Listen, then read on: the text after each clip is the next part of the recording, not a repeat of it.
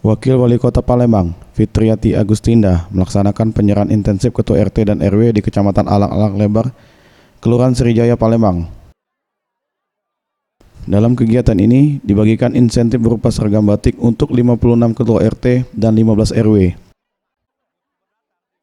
Usai kegiatan, Fitriati Agustinda mengatakan, dengan adanya kegiatan penyerahan seragam baru dari pemerintah Kota Palembang, diharapkan dapat juga menambah semangat baru bagi Ketua RT dan RW dalam memberikan pelayanan terbaik bagi warga.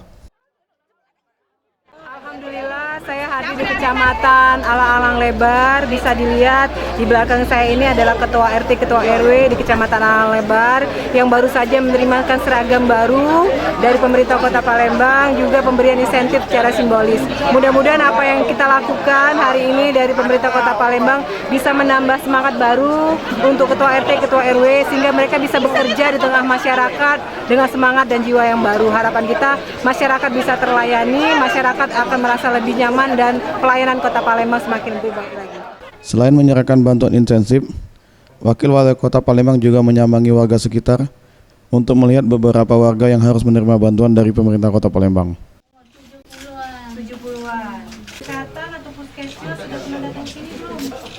Untuk cek. Mana puskesmas?